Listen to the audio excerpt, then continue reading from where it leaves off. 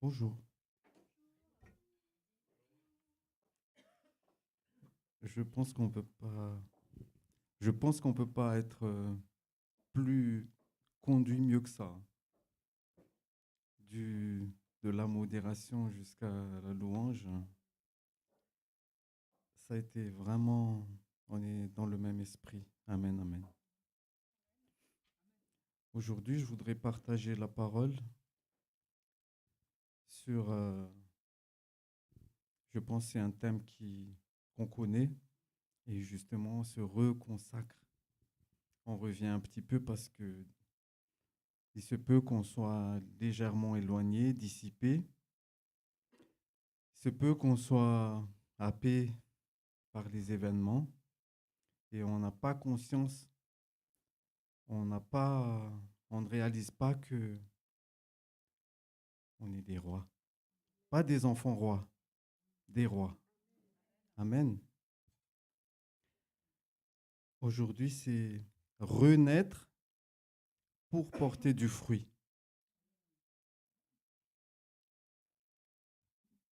Avec le parallèle,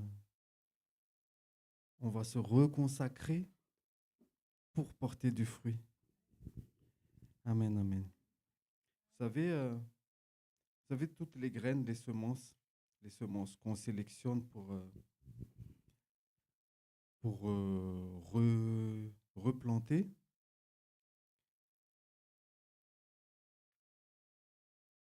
les, il faut que les graines soient séchées avant qu'on puisse mettre à terre. On ne peut pas, par exemple, prendre un haricot frais, mettre en terre et, et que ça porte du fruit. Il faut vraiment les sécher avant de semer. Donc, il y a d'abord mort.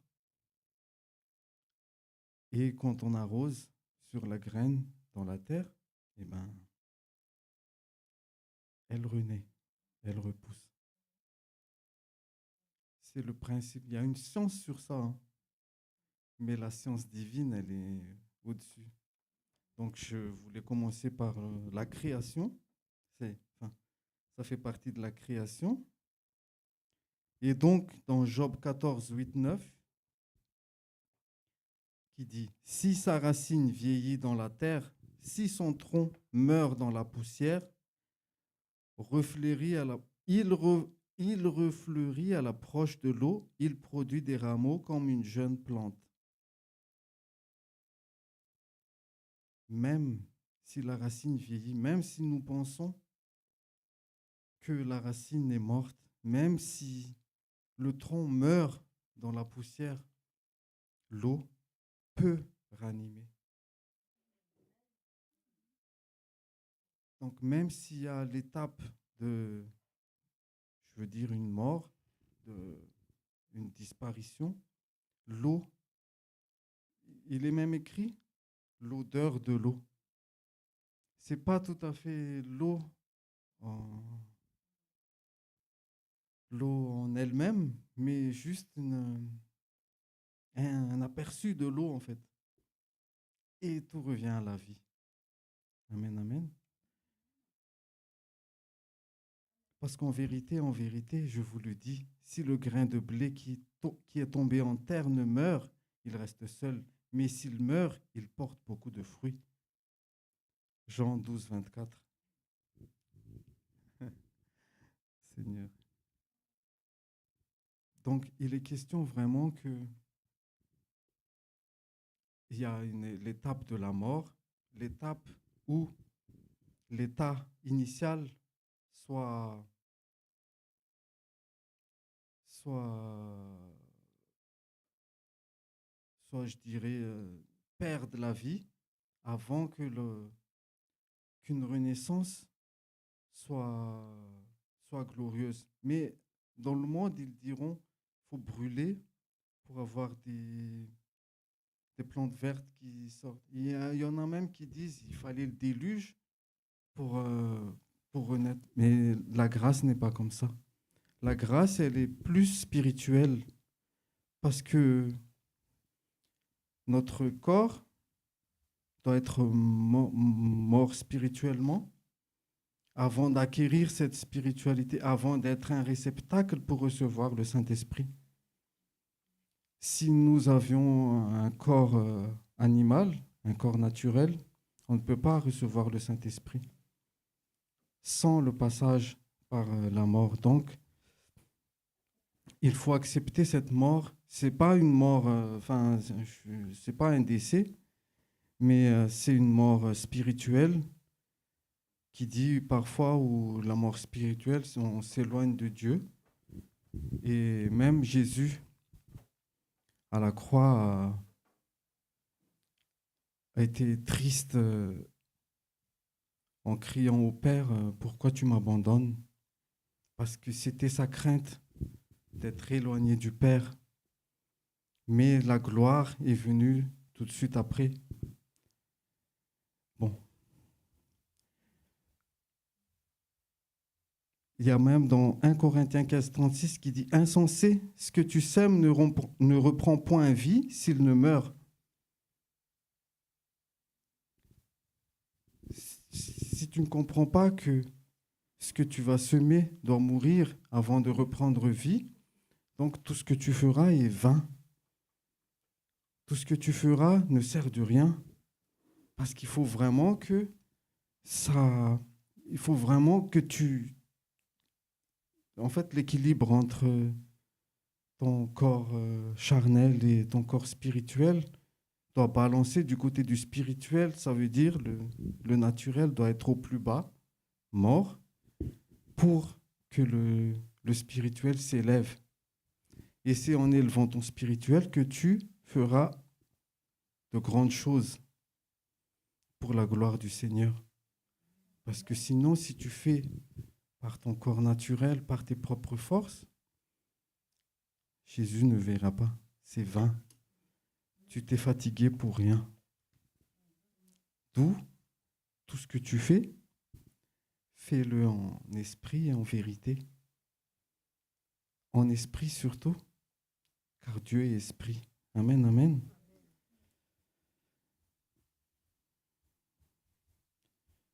Je vous lis un verset. 1 Corinthiens 15, 17, 18. Et si Christ n'est pas ressuscité, votre foi est vaine.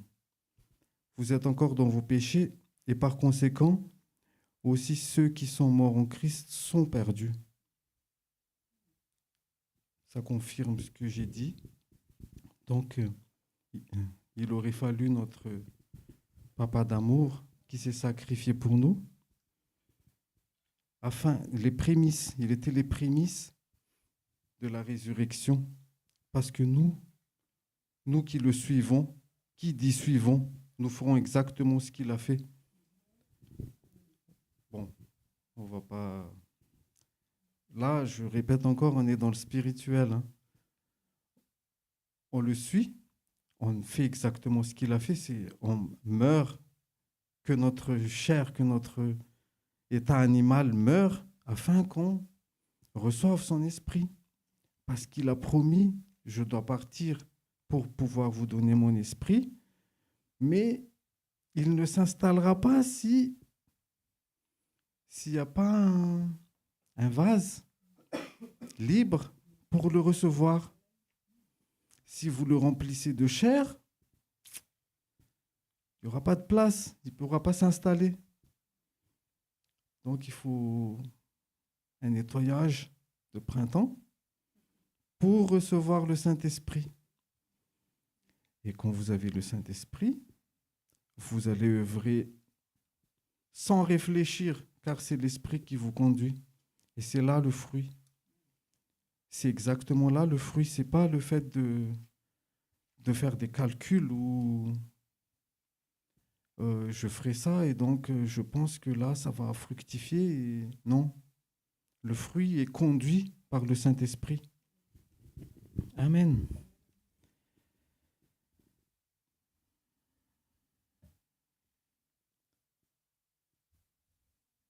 Amen, amen. Vous avez euh,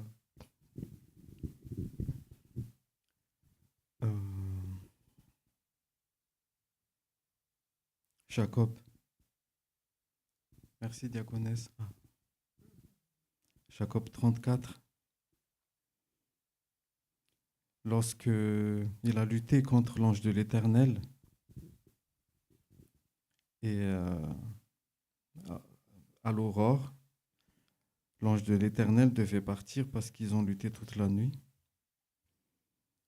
Et Jacob a exigé la bénédiction. Et ensuite, l'ange de l'Éternel lui a posé la question, quel est ton nom? Je lis pour vous. Genèse 32, 28. Il dit encore, ton nom ne sera plus Jacob, mais tu seras appelé Israël. C'est fini ton état de Jacob. Oublie celui qui a supplanté. Ça veut dire Jacob littéralement. Oublie celui qui se sent indigne et recherche la bénédiction, comme dit notre diaconesse Johanna à l'instant. Je suis là en face de toi, tu es là dans la présence. Je te bénis. Tu n'es plus Jacob, tu es désormais Israël. Mais avant ça, le fait d'avoir lutté, Jacob était vainqueur, mais le fait de recevoir en direct la bénédiction de son état initial et de son état final, il était dans la présence. La présence. Il était en direct, il était vraiment avec Dieu à ce moment-là. Il a même baptisé le lieu Pénuel. Péniel, il me semblait, oui. Et là, il y avait un état de Jacob initial où il s'appelait Jacob et son état qui a changé parce qu'il a reçu une promesse. Il était dans la présence, il a reçu une promesse et il s'appelle Israël le vainqueur. Israël le vainqueur. C'est glorieux déjà parce que c'est le Christ aussi, le Christ est vainqueur aussi. Amen. Et ce qui est le plus je dirais, le plus flagrant, c'est dans Genèse 3, 22. L'Éternel Dieu dit, voici, l'homme est devenu comme l'un de nous pour la connaissance du bien et du mal. Empêchons-le maintenant d'avancer sa main, de prendre l'arbre de vie, d'en manger et de vivre éternellement.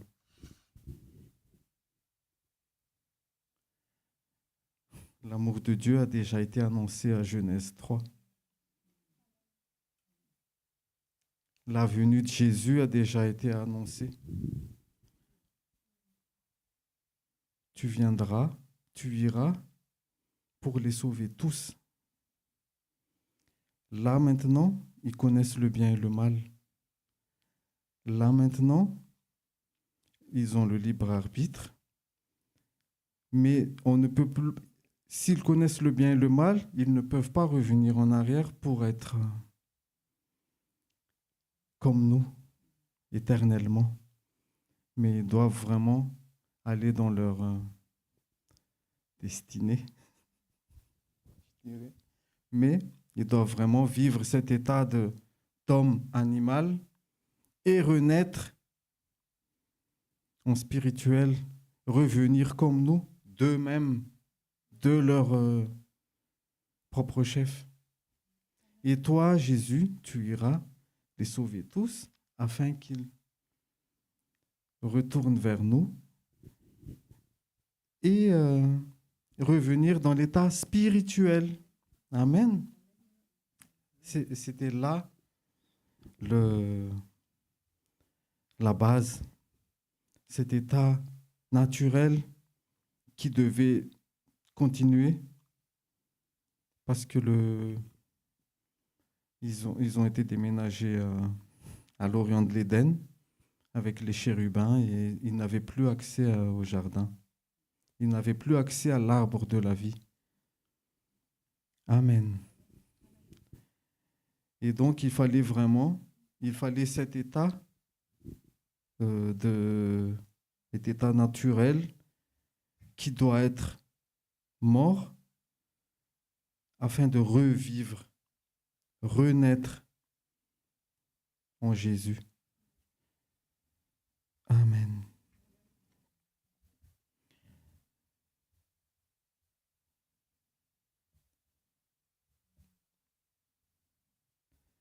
Et dans 1 Corinthiens, nous confirme que 1 Corinthiens 15, 47, le premier homme tiré de la terre est terrestre, le second homme est du ciel, Adam et Jésus.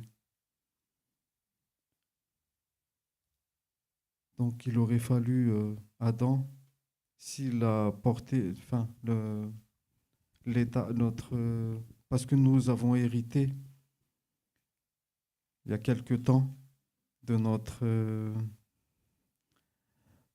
état adamique, notre chair adamique, et Jésus nous l'a crucifié cette chair avec lui, afin que nous vivons en lui, et il vit en nous, et nous marchons en lui. Amen. Et c'est là l'objectif. Maintenant, pourquoi tout ça? Pourquoi ce schéma? Le schéma de l'homme naturel qui doit mourir et qui doit renaître en esprit. Pour le bien-être ou pour les finances? Ou non, pour autre chose. C'est un appel. Si lui, il l'a fait, s'il se dit, je leur donne tout pour qu'ils comprennent que ils ne sont pas les seuls. Ils ne sont pas une dizaine, ils ne sont pas 50. Il y a une multitude. Il y a une multitude à ramener. Si j'en sauve un, c'est pour sauver 1 million. Donc si un seul se retourne vers moi, 1 million sera sauvé. Parce qu'il est question de multiplication. Il est question de partager. Il est question de aller dans toutes les nations.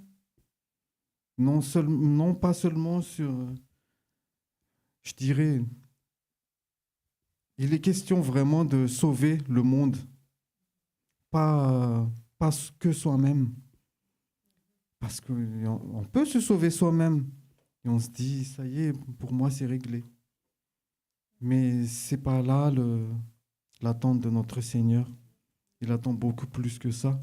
Il attend beaucoup plus de révélations pour en arriver jusqu'à penser aux autres. Parce que pour penser aux autres, il faut vraiment que soi-même soit mort. Parce que si on pense encore à soi-même, tout en pensant aux autres, c'est vain. C'est vain.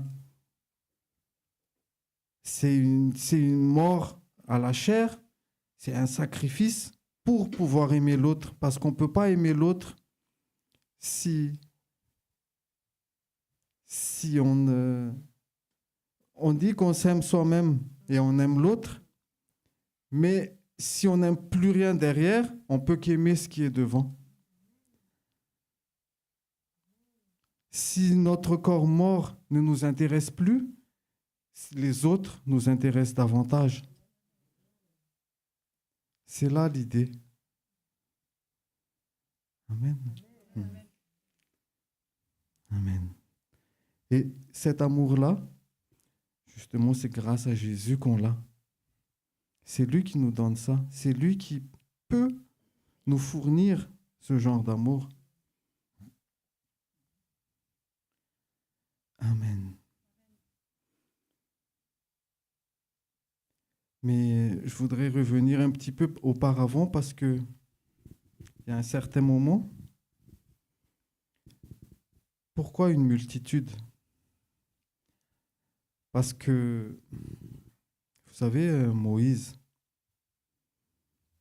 a été appelé pour sauver un peuple captif, un peuple asservi.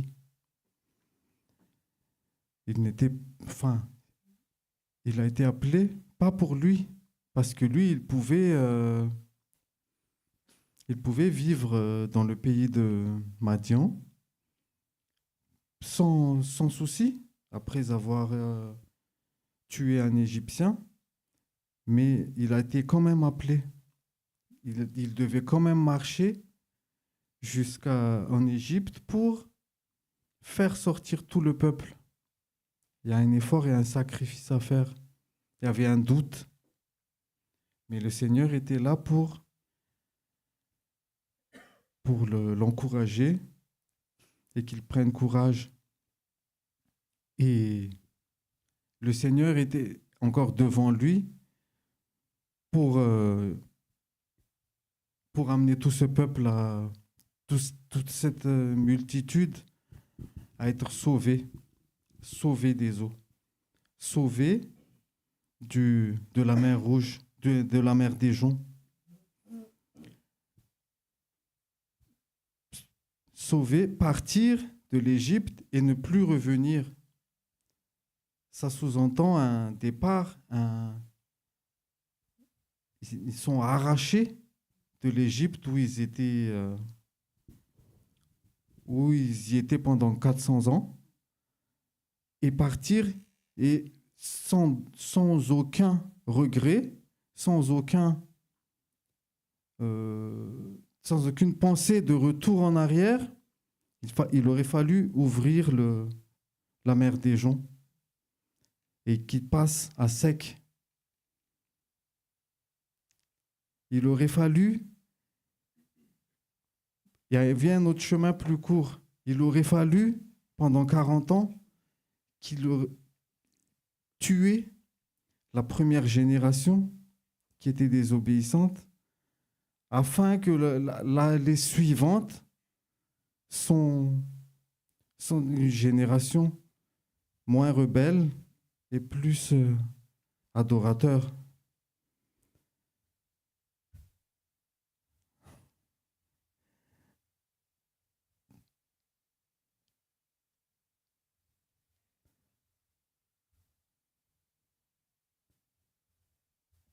Amen. Et donc ce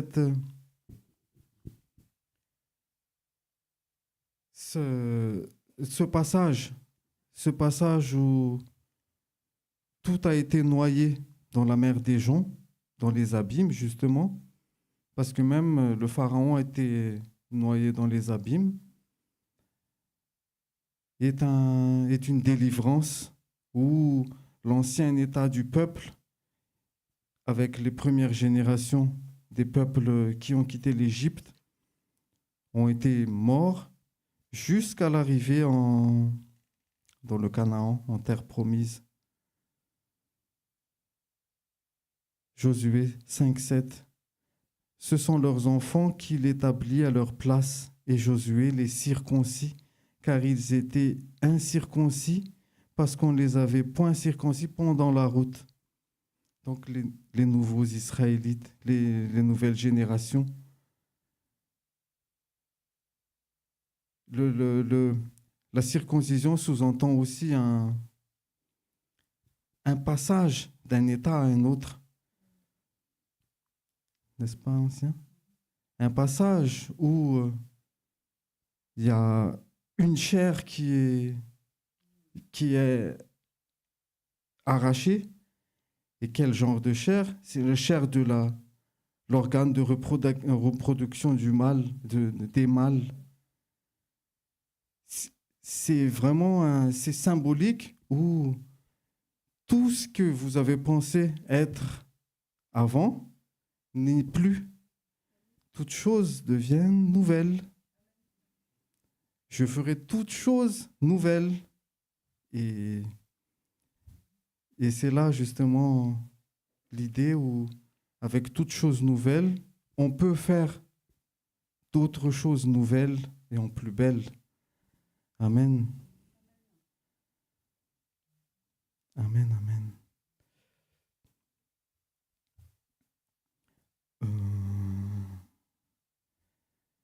Alors, donc je disais, l'objectif de l'esprit que le Seigneur a mis en nous, cet esprit qui fait toutes choses parfaitement, comme lui-même il l'a fait, en étant fils de l'homme, où il nous a promis qu'il fallait absolument qu'il parte, afin qu'il puisse nous la donner à nous tous, sans exception. C'est tout le monde ne le reçoit pas en fait. Toute l'humanité ne peut pas recevoir le Saint-Esprit parce que toute l'humanité n'a pas tourné son regard vers Jésus. Donc à toi qui l'as reçu, à toi qui a été établi comme étant son successeur, parce qu'il est question de continuer ce qu'il a fait, c'est à toi de le partager aux autres. C'est à toi. Tu ne peux pas le transférer, mais tu es un sacerdoce, tu peux emmener un frère, quelqu'un qui ne reconnaît pas ou qui ne connaît pas Jésus au salut, et il reçoit aussitôt le Saint-Esprit quand son cœur est ouvert. C'est à ça qu'on est emmené. C'est à ça l'idée de renaître. Tu ne peux pas renaître, tu ne peux pas faire ça sans renaître. Si tu avais ton ancienne vie sans renaître, malheureusement, je dirais que tu n'as pas le Saint-Esprit. Tu ne peux pas l'avoir, bien que exceptionnellement, tu peux être touché et le recevoir quand même, mais il y a une idée vraiment un peu plus tard, ou bien avant, légèrement avant, de cette mort où ton ancienne chair doit vraiment mourir. Sans ça, il n'y aurait pas de possibilité de le recevoir pleinement. Parce que le Saint-Esprit, tu l'as,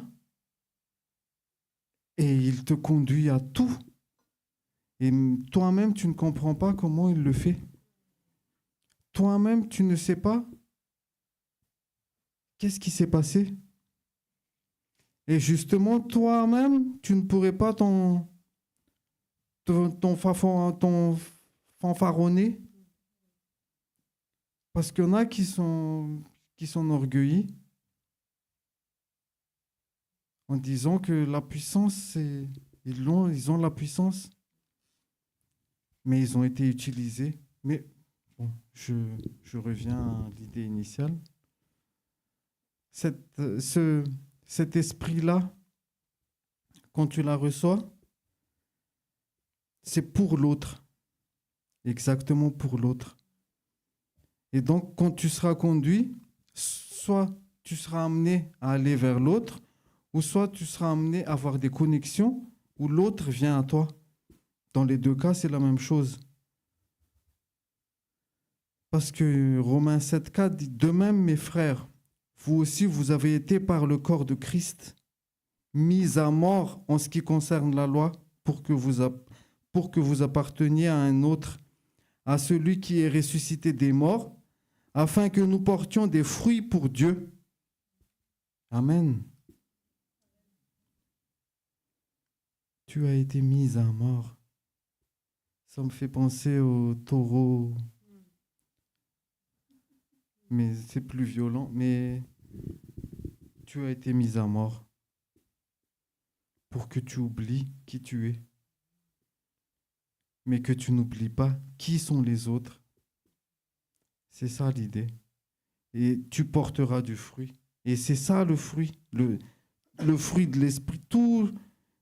Tout ce que tu feras sera pour Jésus, sera pour la gloire. Tu témoigneras de la gloire du Seigneur, car tu as œuvré en esprit. Amen. Amen, amen.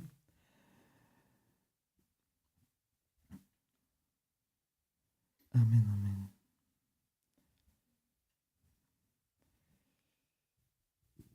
Et